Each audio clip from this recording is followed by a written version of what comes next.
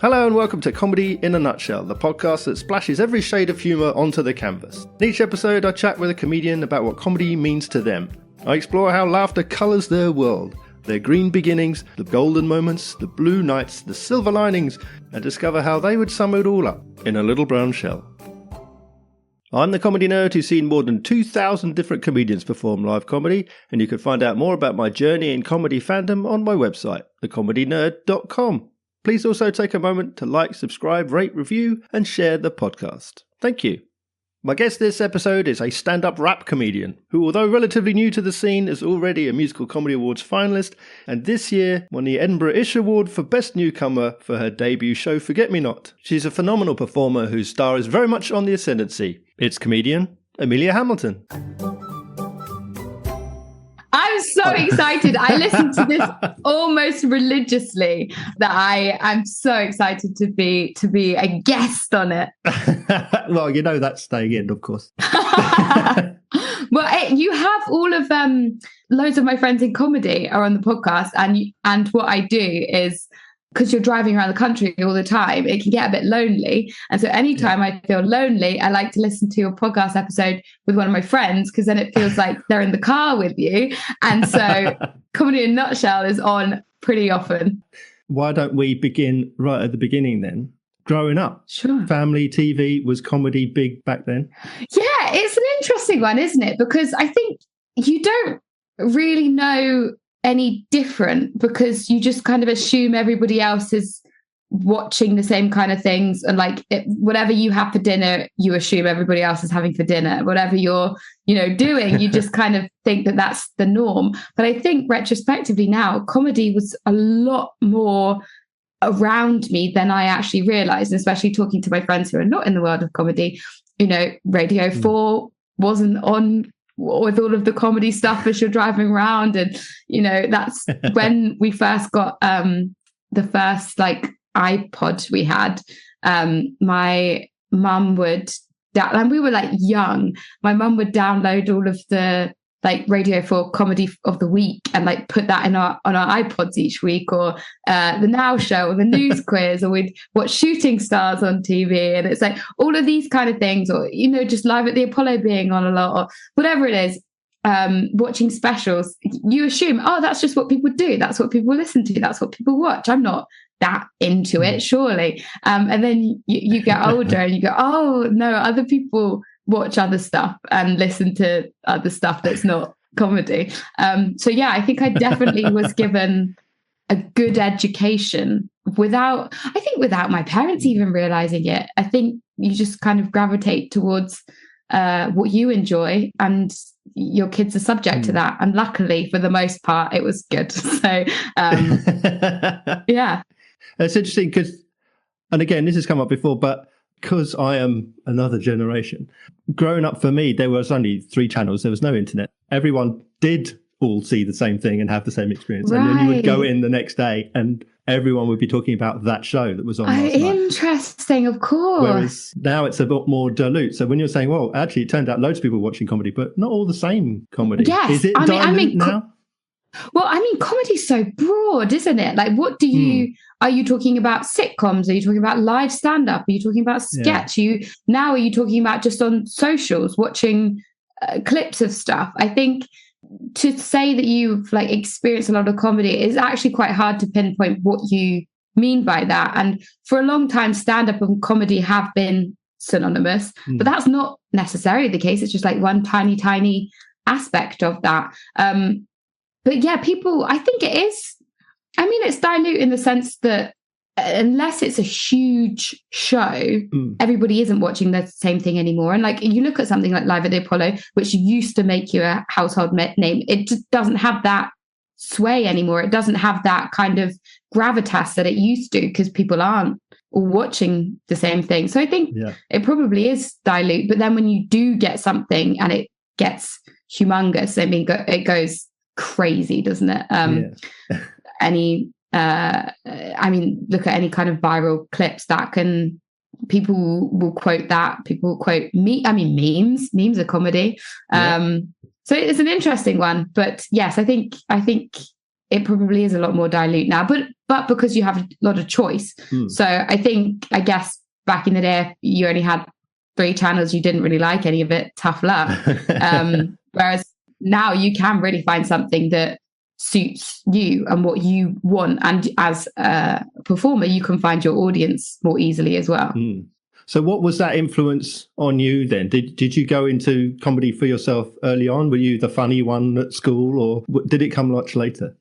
Yeah, I mean, I don't really know how it happened. I think I remember saying to my friends when I was like maybe 16, being like, I think I want to try stand-up comedy. And they laughed and they were like, no. And I don't think, like, I wasn't not funny, but I wasn't the person you'd point to in class and be like, they're the class clown. I mean, I've loved attention since day one. But yeah, it wasn't that. I think it was later on, I like going through uni and doing more performing and not feeling like that was the right fit, and then starting to write your own stuff. And then I really, really wanted to do stand up. And I guess that had always been in the back of my mind then, if I'm, 15, 16 and saying that I wanted to do it. I remember actually writing some terrible stand up around that time as well. Thankfully, that hasn't seen the light of day. But yeah, I signed up to a comedy course, and that's how my first thing I signed up for was an open mic that I didn't turn up to, which is really bad. It's so bad. I feel really bad about it, but it was a pub in like Stepney Green. And I went one week and I was like, okay, I'm going to do it. I signed up and then I just couldn't do it. So yes, did a comedy course. And that by the end of those 12 weeks, I was at least like, okay, no one's going to boo you off stage. It will be okay, this is passable. And I think just having that initial kind of validation, seal of approval, someone going, you're allowed, like you're permitted to go on stage and it'll be okay, gave me the like, oh, to go, great. And then as soon as you start, it was just the best thing in the whole entire world, and I just loved it, and I want to do it all day, all the time. So you obviously got bitten by the bug then. Yeah, big time. And I think sometimes I'm surprised by, I still feel like I've retained the joy.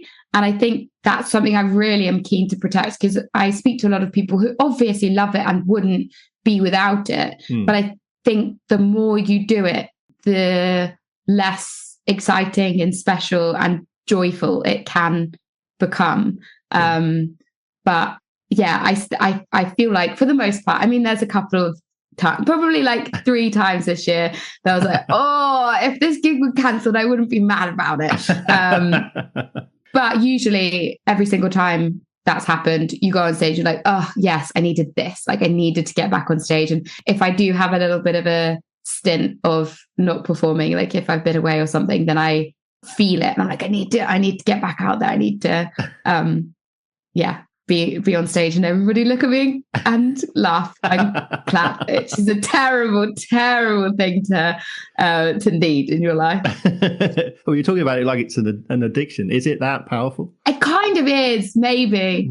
I mean, it's okay. I think the great thing about comedy is it's such a duality of stand up, I should say, because on the one hand, you need that creative time by yourself in a room, writing, coming up with ideas. And for me, obviously, with rap as well, like making beats, making music, creating that kind of stuff. And I love that. And if I'm not doing that for a while, I crave that kind of mental and physical space to just sit and let these ideas come through. But then the other side of it is getting to be out on stage, talking to people, engaging with strangers and trying to make them laugh and try and, pull whatever strings you can to get them on your side. And so that as a combination, I mean, it's just incredible. I think you need both, and it helps if you really enjoy both. And So far, I do. That's good. So you said there about doing the raps. So I obviously, having seen your Edinburgh debut this year, it's very, very strong, very integrated between the talking segments and the rapping segments. I mean, which came first ultimately? Was it the music influence that then you wanted to make it comedic? Or was it the comedy then you introduced the music to? Yeah. So, I mean, they were both very separate initially. And I did rap before I did comedy. Right. And I wrote just straight rap and really loved rap and did that a lot growing up. And when I went into comedy, I then just did straight stand-up. And I was very keen to be able to feel like I can hold a room without needing anything else. I'm proficient enough at stand-up. And so initially that was that. I think I always knew in the back of my head I would probably integrate the two. I think definitely looking at the music side of things, but rap, it feels like it comes very easily to me and very natural and very instinctive. And I think that really is all you can kind of be guided on when you're creating stuff, is like, what do I want? What feels right to me? What feels something that I'm drawn towards and just flows more naturally. And as soon as I started writing comedy rap, that really, really was like, oh, this is, I'm very relaxed. I feel very in my element in this. The tricky thing is you can't write comedy rap in the same way that you would write rap, because people need to hear every single word you're saying. That's priority number one. There needs to be laughs as often as there would be as you're doing straight stand-up. And there needs to be pauses for people to digest what they've just heard, react to it before you move on. And so it can be quite frustrating sometimes when you're writing it, because you're like, I want to be quicker. I want to be, create all these different levels to it. I want to just keep going. I want to, there's a lot of different textures you want to add to it. But fundamentally, none of that matters, because you need to, at the end of the day, be telling jokes and people be hearing those jokes, whatever form you're using. But it's great. And it feels very me. I think you kind of stumble into your voice or style or whatever, and having the straight stand up integrated with rap and a lot of interaction and crowd work as well, all of this coming together is like, yeah, I feel really at home here. And there's so much still to explore in it as well. I mean, I'm already writing the next show now, and there's so much stuff that I want to try and work on. I think especially because this first show, I was very, very keen on people knowing that I was a stand-up first, right, and that I'm a stand-up rap comedian, not a musical comedian. Right. It's not like song to song with links. It is stand-up and it is rap, and the rap is also stand-up, and it's not a gimmick. And so I was very strict on that. Whereas I feel like once you kind of establish that a bit, you can be maybe more lenient on trying to create an interesting hour for an audience. Like, what do they want? How can I interact with them in a different way? How do you bring the best bits of music and rap with the best bits of comedy as a live experience to bring something new to people? So there's still so much to figure out. Well, that's one thing I was concerned about. The first time I saw you was at the Musical Comedy Awards. And then I found out that Alex Farrow, podcast alumnus, was directing your show. So I knew that there was something between those two things. I knew that there was a show that I wanted to see. And my one concern was, is this going to be songs linked tenuously together? But it was a comprehensive show. Everything sort of worked together as a single hour, which is why you went on to win an award. But what I want to know is what part of that was the most comfortable for you? Because you said how difficult it is to put that together. So is your safety zone, your comfort zone, where you're happiest, is it in the writing? Is it in the performance? Is it the rap side of it or the stand-up side of it? If you were going to be first and foremost a stand-up, but where are you happiest in that, putting that together? Yeah, that's a great question. I think I'm happy is an interesting word to use, isn't it? Because there's throughout the process, there's many different things I really value. And sometimes, you know, when you're writing, it can be really cathartic and rewarding and interesting, happy. Not always. It is frustrating and like really difficult. I think happy is probably when I am on stage rapping and have put in the back effort of hard work to go, I know this is going to make you laugh, and I am just going to be in this and live my like superstar rock star moment in this and move how I want to move and engage with you how I'm going to want to engage with you, and just like own that space, knowing that I've put the work in to do that. And it's all, I think it's also in the crowd work as well. I really like chatting with people in the show, and I'm just normal stand-up as well. But I think when you have an hour, you can curate that a little bit more. And the way I did crowd work in this show was very strategic, even though it might look like it was just random. There were characters I wanted to include in the show. And so it's like, okay, I'm looking for a couple, I'm looking for a single girl, I'm looking for probably a guy, but that was not so strict. And all these people are going to roughly play parts, and I'm going to link back to them. But when you're just doing it, the interaction is, you know, whatever the interaction is, but there's always some kind of plot to where they're coming in. But yeah, probably where I'm happiest, I think it's probably rapping. But sometimes I do get bored of that, and I would just want to go and do a straight stand-up set. And then that's really fun when I haven't just been on stage, just telling jokes, no rap, no anything else, no crowd work. That's great. But maybe that's not happy. Maybe that's like, yeah, you still got it. It's fine. Don't worry about it. Probably happy is like, dancing around a stage, singing a rap that's like kind of about philosophy, but people might not know, but it also sounds like I'm, you know, saying that your grandmother's sexy, but I'm actually making a wider socio-political point. And that's probably my happy place.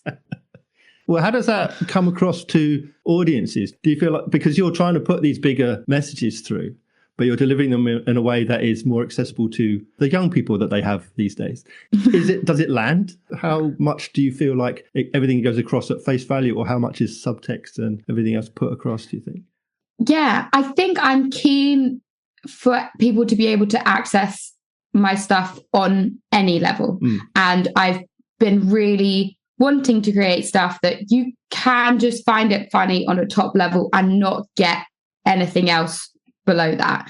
And that is fine. And you don't have to engage in comedy in a more critical way if you don't want to. However, I want to, and I think that lots of other people do. And there's so much joy to be found, and like to be able to actually think about these different things that we worry about on a daily basis, or these ideas that are in everybody's head, and to kind of explore that and work your way through all of these different themes with comedy is wonderful and so fun. And when you find people who then meet you there in like going down in these different levels and using nuance in different ways, you're like, oh, this is great. But if you want to just laugh at me calling your grandmother a slut, that is also fine.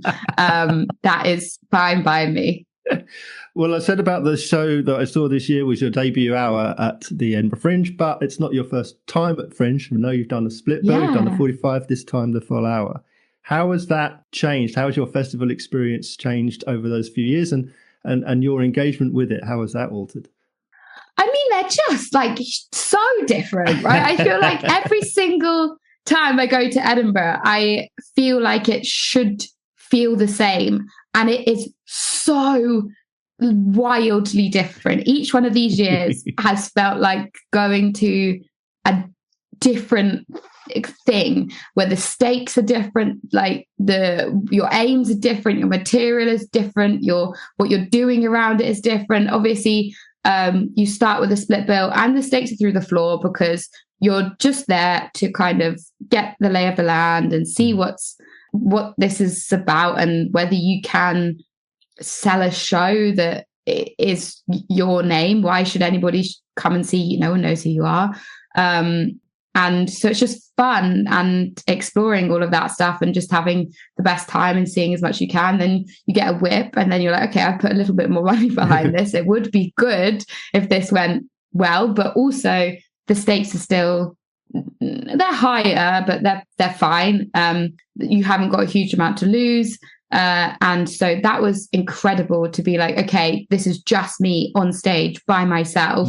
What room do you want to make? Because it's on you to curate the room of what the vibe you want to be. What do you want the experience people to have to be? And, you know, what does flyering look like? What does marketing look like? What does going home by yourself look like, where you don't turn to somebody else and be like, oh, that was a tough one, or that was a great one. You're just you. And so getting your head around that. And then this year, like, to have a team, oh my word, like that made the ultimate difference. Like, to have wonderful Alex, as we mentioned before, directing, patient producing, Julian doing PR, like you have these people behind you that you can lean on, and like they can really just make that experience so much more. But obviously my aims are higher and what I want to do is different. And but yeah, it's felt so different year to year. And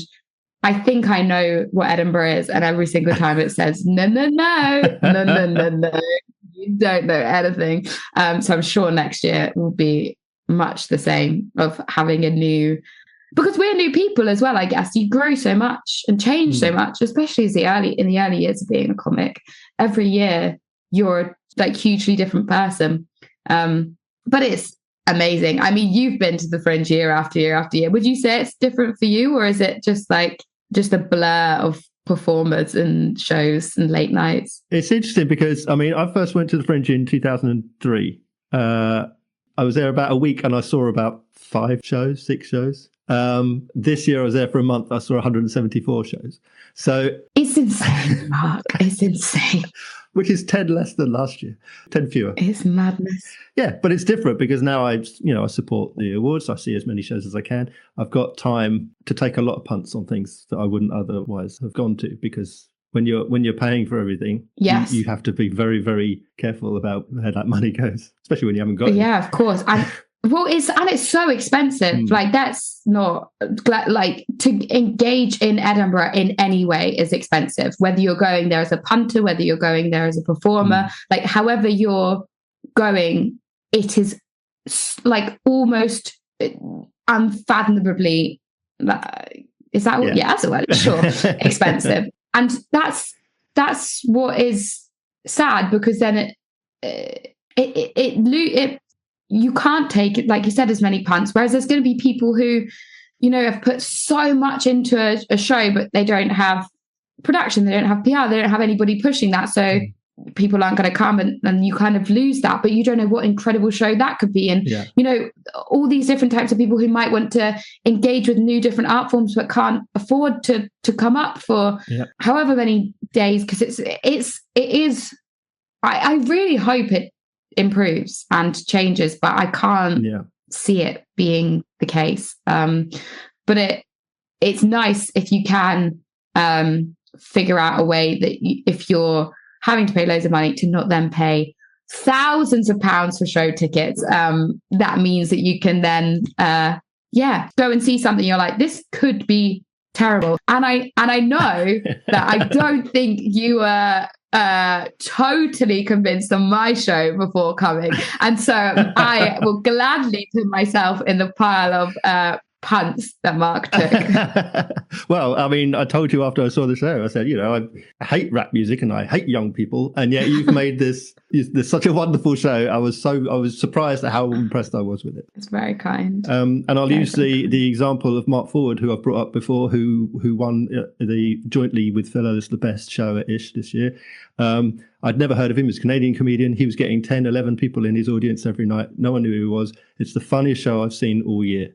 It's so funny. And I've just been telling everybody, you've got to find out who this guy is because he's incredible. And he, he won the award. Yeah, that's what Edinburgh should be, right? Like Exactly. That's what it's about. It's going, you spend time and you make something that you're so proud of and you put it out there, and people can discover you, and that can evolve. And it is tricky when it feels like so much of the Fringe can be decided ahead of time and what the outcome might look like. But yeah, I mean, that's wonderful to be able to have that outcome and feel like that there is still those roots. Yeah.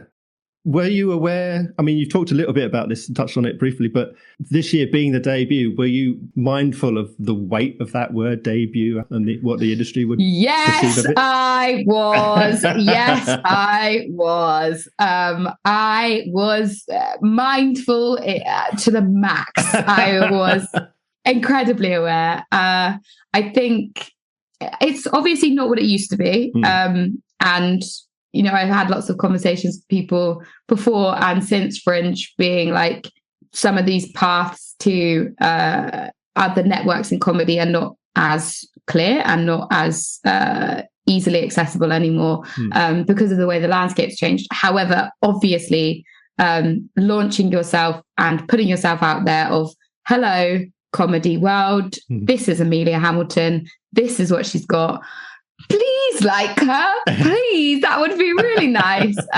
If you could say some nice things, that would be very, very welcome. It's the first time I've got like properly reviewed doing myself. But yeah, so I sat down with Alex last year. I wanted him to direct, and it was, okay, this is going to be the year. What are we aiming for? What are we trying to do?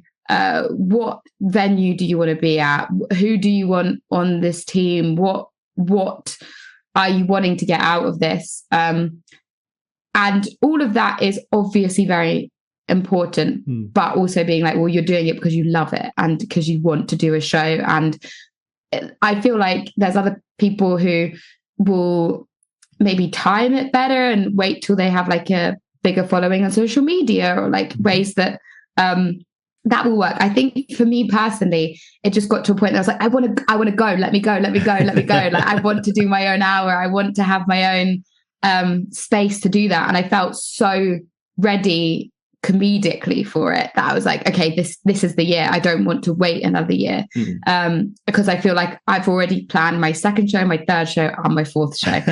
So I'm like, let's get at it. But it is a lot. And yeah, the weight of a debut is big, but I think if you just keep reminding yourself you're doing it because you really want to, the tricky thing is the money thing, because we don't have to, but if you want to try and make that debut something of substance, usually 9 out of 10 times, obviously there's lots of people who buck that trend and prove people wrong and, go up, not spending as much money on all these other things and manage to really get stuff out of it. But for the most part, to get recognized, to get reviewers in, to have something really come of your show, you do have to put some money behind it, which then makes it a little bit more stressful because you're like, oh my God, what am I doing? What am I doing?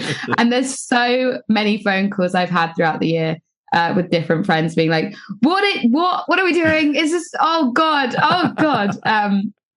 But very quickly it's like, what else would I want to be doing with my time, energy? Like nothing. Like, this is what I want to be doing, and how wonderful to get to do it now. But it does feel hefty, but it is nice to feel that heft, because I think now going into your second show, it is like, okay, well, what are we doing? Because yes, I want to do the show and I've got ideas and I've got aims and goals, but they're slightly murkier. I think when you have a debut, things are a little bit more clear. I think when going forward, it's very much a choose your own adventure in terms of how you want to play the comedy field.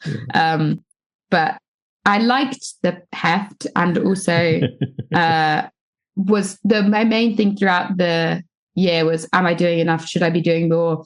Like, is this the right time? Should is this right? Is this wrong? And I mean, at the end of the day, there isn't any rules, is there? It's all made up. Everything's made up. We're just putting on silly shows to try and make people laugh. And I think the thing that I always try and keep in my mind is you've got to like take your art so seriously, but don't take yourself seriously. And to try and keep that balance of being like, I'm so serious and passionate about what I'm doing, but like, get over yourself. You don't matter. You're nothing, and you're irrelevant. You mentioned there about getting your first reviews. So are you one of these people who's like, I must Google what everyone's saying about me straight away, or do you leave it to the end or shut it out altogether? These people who leave it to the end are psychopaths. I've heard people who do this and who are like, I just save it up and read it on the train home. What sadist kind of like, what? I cannot. If someone, I mean, it did change throughout the Fringe, but if someone's saying something about me, I want to know about it. I don't want other people to be talking about me and I'm not knowing what they're talking about behind my back. Actually, my feelings on it changed. The desire to read them didn't change. I still want to know everything. And even because it can help to be like, oh yeah, no, that is a good point. And also be like, oh, you've just missed the point. Oh, you've been a bit dumb here. Like, that's on you. That's not on me.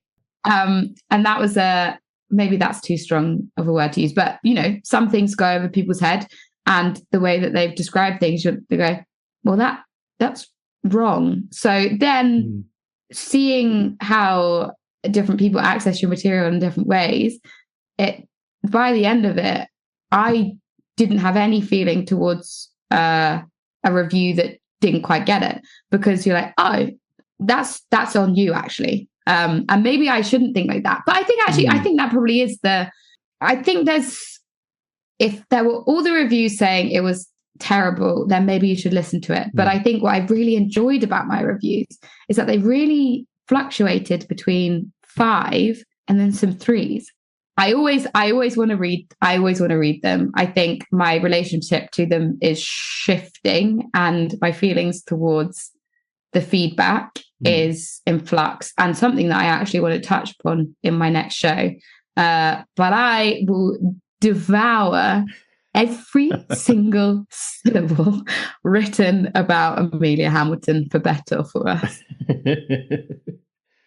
I mean, just to be devil's advocate for one moment, your job is to communicate. And if they don't understand it, then isn't that your fault? That's a great point. And I initially had thought that, because I was like, they didn't get it. But with an hour, it is different if you're making something that isn't necessarily like bog standard mainstream comedy. And I think as soon as you start to veer off that path, you then are not going to be able to meet everybody where they're at.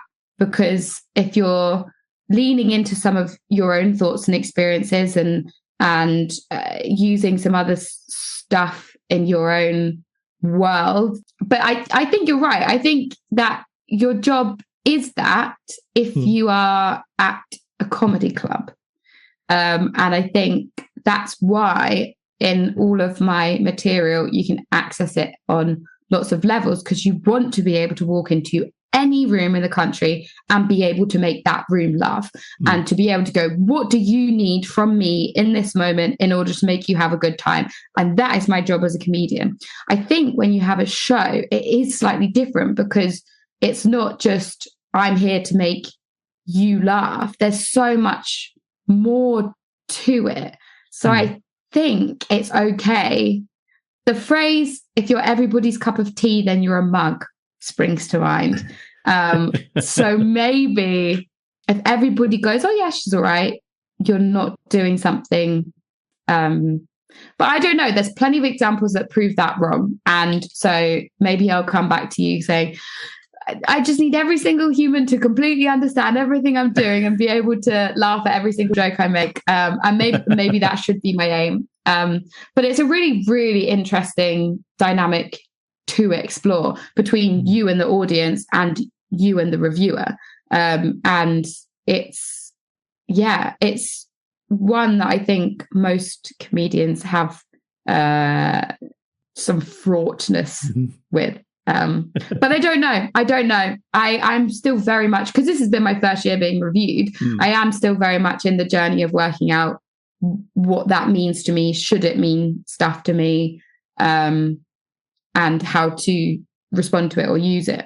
And I'm enjoying figuring that out, really enjoying figuring that out, actually. Yeah. Well, what about being reviewed in the other way, the awards way, the competition way? We've talked about doing the festival and doing your hour, for which, again, you won jointly Best Newcomer at the Ish Awards with A.I. Denican. And obviously you were a finalist at Musical Comedy Awards, which I've mentioned as well. So in doing those kinds of competitions, or in facing judgment, if you like, on whether your show was good, better, best, how do you respond to those kinds of accolades or competitive environments?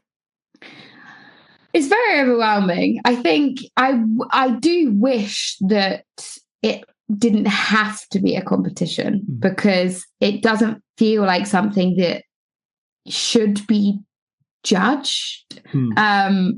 I mean, I had all goals of this year of being nominated and winning. Like that was on my, what do I want to achieve? It's that. And, you know, Stuart Laws made that documentary about all of the debuts however many years ago now. Watched that, like studied that. I watched the different specials of people who've won and been nominated for various awards, studied what did they have in their show, what does that look like, what does an award winning or an award nominated show look like. And I really worked hard to make sure that my show had everything that I thought an award winning show should have. And I very, very clearly worked on all of these things, and it was very much in my aims and goals, all of these things. Obviously, I think it is kind of impossible to say who's best. I think you can have a group of people who are like, these are fantastic. And so with all of these awards and things like that, it's usually, you know, just the way the cards fall at a particular time. And very, very luckily, and I am so grateful, and it is incredible, the cards fell in my favor, and I couldn't be more proud and excited and grateful, but also aware that in any other way they could have fallen, that would have been right too. And so it's trying to keep, you know, knowing the parameters you're working in, but also keeping in check with yourself that I think being nominated is the winning, really, because that, I think, for the most part, can distinguish between, like, no, this is an excellent show and has considered these different things, and these other shows are good, but I want to highlight these. I think with the actual winning, you know, I'm sure every single vote's not unanimous, and that's the reason, that's the way for a reason, because there isn't, you know, no one's touching the wall first, no one's getting across the line first. You can't judge it. No one gets more points in a tangible way, other than like resonating with an audience, which, how do you quantify that? And like night to night, it's so different. I don't know. But I mean, obviously, I cannot believe I won. I genuinely can't believe I won. I think I was so like in shock and overwhelmed that when I went on stage and they were like, oh, do you want to say anything?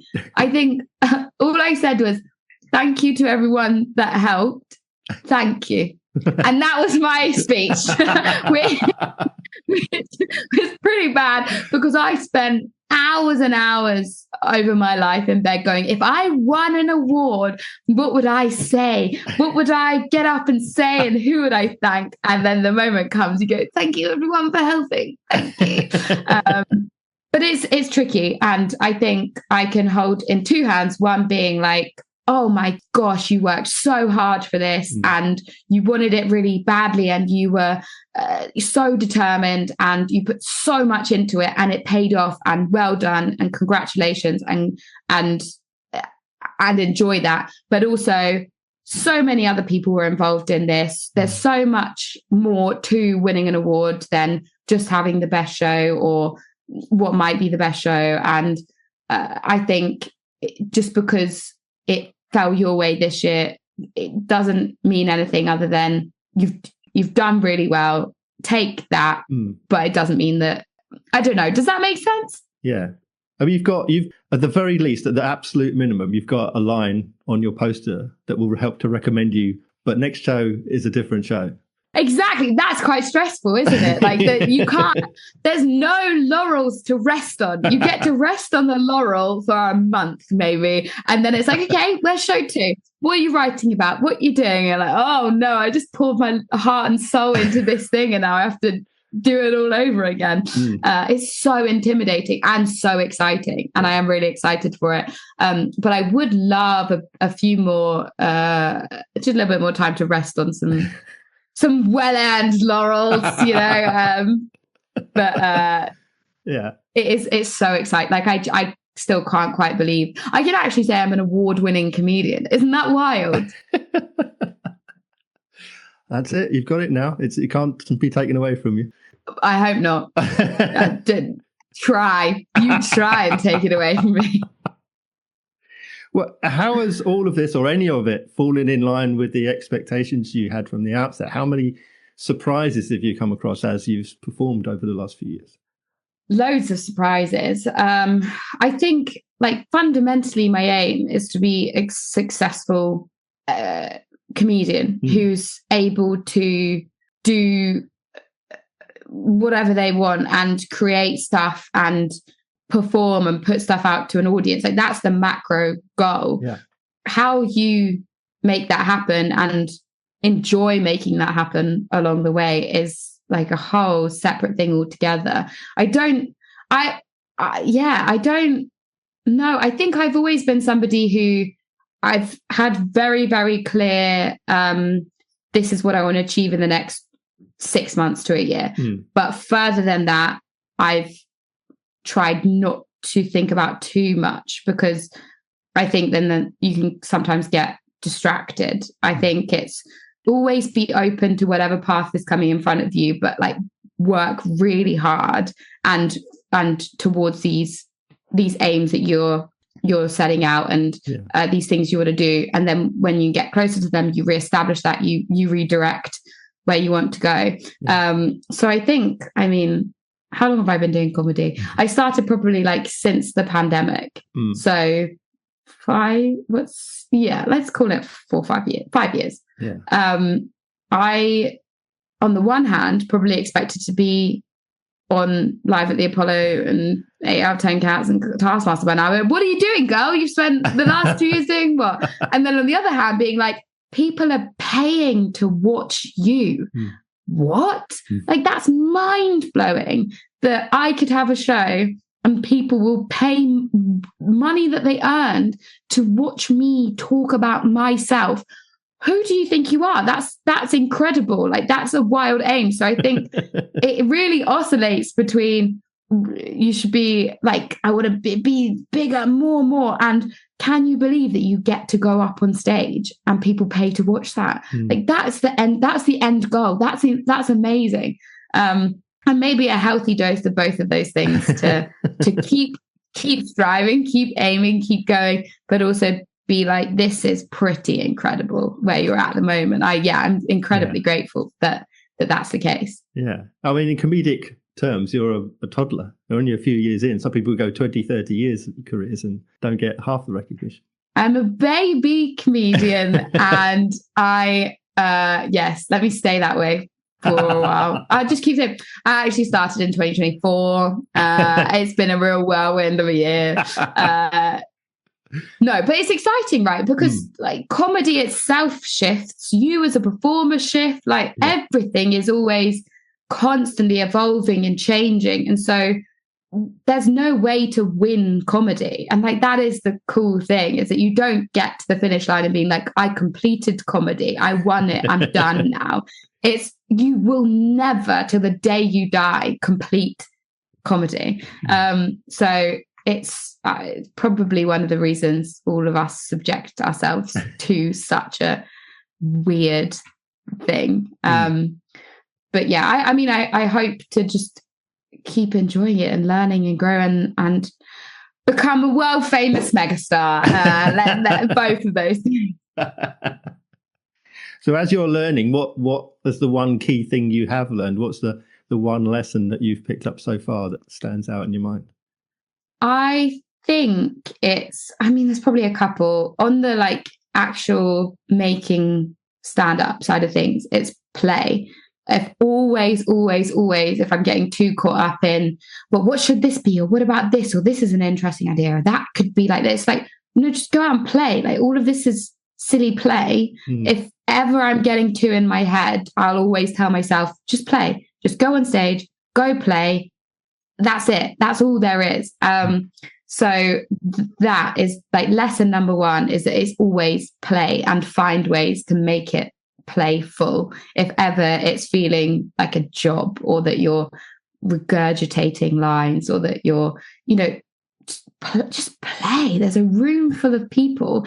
You can do whatever to a reasonable extent. You can do whatever you want with them. And yeah, I think that is really helpful to me every single time. And I've said that to Alex when we were doing whips this year, and he'd come and see it, and I'd be like, oh, but this bit isn't working, and should I focus on this bit? Like, play. And I've stayed by that. I think the second thing is it isn't a competition. There's space for everybody, and it's the best community, and use those people and lean on people and encourage people to lean on you, because that's how you then really enjoy it as a world. Because it's not, oh, but if they get this and I can't get that, or they've got that so I can't. No, everybody there's more than enough space for everybody. And the more you can collaborate, the more you can help each other, the better it is for everybody. So I think people and play are the two lessons. Well, when you're playing on stage, is that a character? Is that a role that you're playing, that stage version of Amelia? Or people talk about trying to be honest and completely themselves. I mean, where is that balance for you? Still figuring it out. But I think obviously you need to be authentic, whatever that looks like. And an audience can smell something that's forced or not quite right, or isn't really who this person is. Obviously, you don't need to stand on stage and just tell the truth for an hour, because that would be a boring TED talk. So it needs a bit of magic, a bit of something, a bit of like whatever that those ingredients, that equation, that formula is. But for me, it is me, but it just exaggerated aspects, and it is truthful, but it's not the truth. It is remind me, the question is it, are you your most you on stage? Is that? Yeah. How much are you playing a version of yourself? How much am I playing a version of me? Sometimes it's really nice to get on stage and just be really, really rawly yourself. And that feels really liberating. And sometimes to be able to indulge in aspects of yourself that is not permitted in day-to-day life also feels really you. And really like, oh, I didn't know that about me. That's fun. I didn't know that those were words that were going to come out of my mouth. But it is you. There is nobody else around you. Is it? I think it probably is exaggerated aspects of myself. But I mean, what is oneself? It is not a singular entity, is it? I think this is the other, like, I'm different people with different people. Like, the way I'm interacting with you now is going to be very different than the way I interact with my parents. It's going to be very different to the way I interact with my dog, or it's going to be very different to the way I interact with, like, I don't know, just one of my friends. It's all, but it doesn't mean they're less me necessarily. So yes, it is exaggerated versions of myself, but I don't think it necessarily means that they're less myself. Ooh, maybe. I don't know. That's what I've got for you today, Mark. I don't actually know. Ask me tomorrow. I'd probably say something different. And that no, it's all a facade, and it's all made up. But yeah, I think so. I think so. It's it is. Maybe. Well, if we are undecided about who you are as a performer, then how are you as an audience member? Do you still watch comedy? Are you a good audience member, or are you now analytical about what's happening on stage? I really try and find stuff which means that I am not analytical. And that is why I really enjoy things like improv, because you go and see that and you're not going, oh, I can see what they're doing there. And that's an interesting thing that they're going to link back to, and oh wow, that was really well structured. It's just like all out there. And I think when you do find stand-ups that take you out of yourself, that's when you're like, oh yeah, this is great, and this is really for me, because there's plenty of incredible stand-ups that would probably take other people out themselves more, and I'm like, oh no, I am still analyzing it. Doesn't necessarily mean I'm enjoying it less. I mean, maybe you're good person to ask this question to as well, because you see so much. Do you find yourself analyzing all the time now because you know what's happening, or can you still take yourself out of yourself and enjoy it? Sometimes I do, but generally I'm not that smart. I just take everything at face value. You don't. That's a lie. I know that's a lie. Sometimes I do. Sometimes I forget to laugh, and then I remind myself that I should be reacting so that they get the feedback. You know, I do that too, and I'm so grateful for comedians who are great laughers, because there's some of them out there, and you know if they come to your show, you're like, oh, we're gonna have a great time. Like they are going to be loud and proud, and I want to be that to other people. But I think the way that I am like listening and enjoying it is often more quiet than I'd like it to be. So I am the same. I do have to remind myself, laugh out loud. That is how they know that they're doing well. So laugh louder. Yeah. That was the thing that came up in my discussion with Gareth Much when he said, oh yeah, when it's the call goes out to all your comedian friends, come to my gig, I've got a reviewer in. And they're the last people you want in the show, because they're all they won't make a sound. Yeah, you got to pick them carefully. There's a few great laughers, but yeah, for the most part, they'll all sit and nod and go, oh yeah, that was good. You're useless to me. Get out of here. So what then do you think so far have been the worst and the best moments in comedy? Oh, these are great questions. These are fun questions. The best moment probably is winning the award this year. I like that moment where I was sat with people from Impatient and Julian and Alex and all these people who have helped with this show, to feel like you've done these people proud and like achieve something. And then immediately after I won, I FaceTime my family at like midnight and they were like, yeah. And to just be in that moment, be like, oh my word, what? It was so validating and like incredible. So probably that, or maybe because it's so recent, it's why it sticks out. But it was like, I also got so drunk I can't remember the rest of the night. So that's all that's all I got. Yeah, I had pint after pint after pint, and I didn't buy a single one of those pints. And I lost count after about pint 4, and I couldn't tell you what happened the rest of that evening. As it should be, I think. Fair enough. But yeah, probably like on a more often basis, the best moments in comedy on a whole is where you have a piece of new material and you're like, oh, is this going to work? Is this not going to work? And it does. You're like, oh my God, I'm a genius. I just thought of this out of my brain and I said it and they laughed. What? So obviously the flip side of that is you do that and no one laughs. You go, I'm a terrible comedian. I should give up immediately. Worst moments.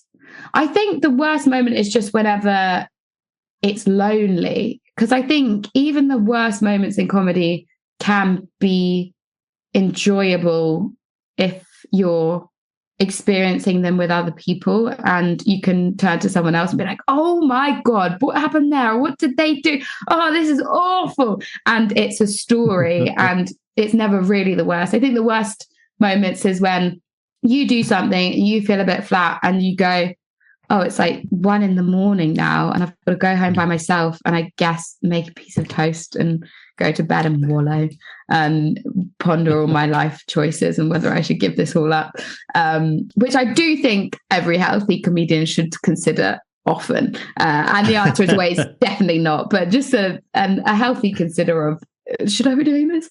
Is I think good. But yeah, I think that's the worst moment is you do it. Well, I do it at least.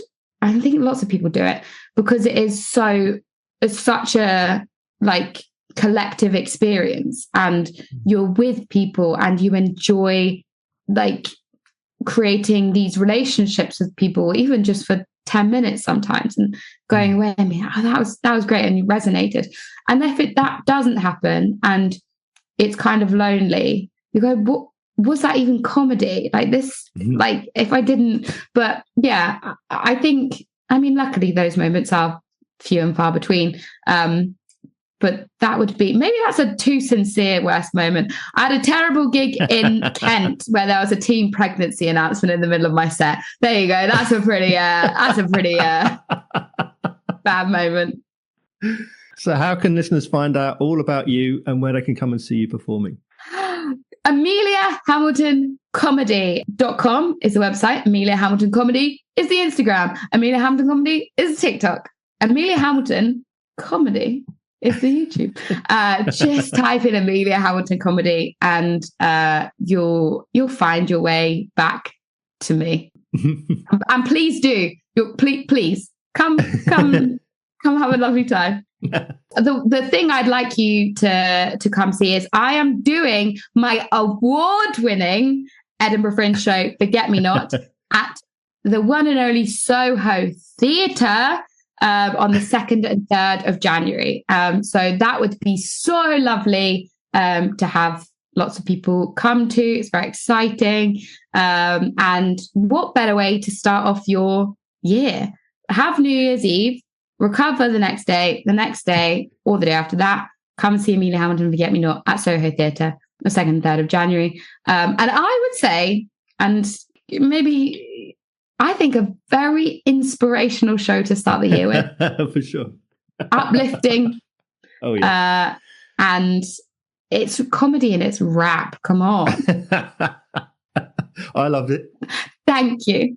I appreciate that. So let's end with the title of the show then. How, Amelia, would you sum up comedy in a nutshell? I think it's just magic, right? Like it's the closest thing to actual magic we have.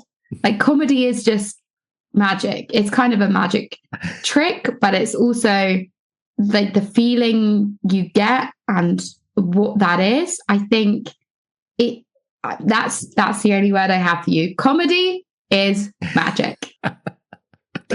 Amelia, thank you so much. It's been an absolute privilege and a pleasure to have the time to talk to you. Thank you. It has been my privilege and pleasure, Mark. I've so enjoyed being on it. Thank you so much for having me.